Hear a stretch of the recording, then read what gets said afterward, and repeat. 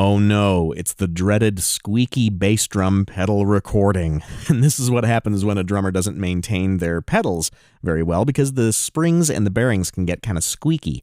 And if you're like me and you like to mic the kick drum from the beater head rather than the front or inside the drum, then chances are you're going to hear that squeak much more easily because the microphone is so much closer to the mechanics of the pedal. And so that's what's happened on this recording. Let's listen to what's happening first.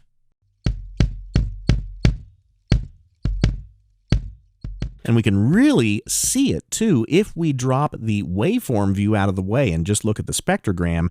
Then I'm going to come over to the dB scale and increase that so that we can really see where that squeak is happening. See this little band of frequencies right here? Let's listen to just that band by using the play frequency selection button right here. Now it really just sounds like a cricket. So let's zoom in on this file. I'm going to click the play button just to make sure that the next time I hit the space bar, it actually plays the full frequency range instead of just the selected frequency range. And then I'm going to use my mouse wheel to zoom in here. And you can tell that that's the squeak because the squeak happens before the beater hits the head itself. And you can see that not only is there this frequency of squeak, but there's also a higher frequency as well.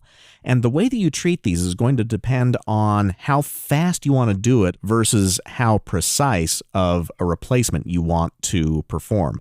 So let's do it really fast first. I'm going to make sure that I have my frequency selection tool by typing F, and then I'm going to click and drag around that entire frequency range. Then I'm going to hit the delete key, and what that's going to do is just completely get rid of that frequency band. I'm going to do the exact same thing here with that higher frequency squeak, and let's listen to the result. So the squeak is gone. Here's the original version.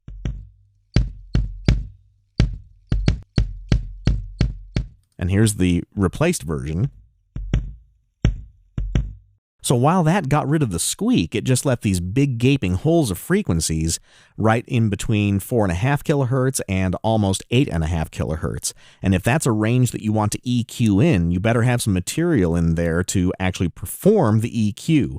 So this is kind of a brute force approach to getting rid of events like this, but I'm going to be a little bit more sophisticated about it. So let's go into the original state down here in the history, and since that selection has already been made, instead of deleting it, let's get rid of it using the Attenuate algorithm in Spectral Repair. So let's go to Attenuate right here, and I'm going to call up the Attenuate Unwanted event, but I am going to make sure that multi-resolution is on because I want it to make as educated a guess as possible as far as the frequency content of this selection. So I'm going to hit the process button, but something interesting is going to happen. It's going to go through, but you can see that it's left some gaping holes. So we don't want to remove that attack transient. And the reason that it did it is because the selection is too long. The module itself is actually going to tell you to use the algorithm in vertical mode instead. So horizontal won't work with really long selections. So instead, let's undo that by typing Controller-Command-Z, and then let's select the vertical interpolation, and then hit the process button. And as you can see, it left more of the attack transient. And let's do the exact same thing to this higher frequency range. And that will get rid of the top part of that squeak. Now let's deselect. I'm going to hold down Controller-Command-0 to zoom all the way out, and let's listen to the before and after, starting with the before.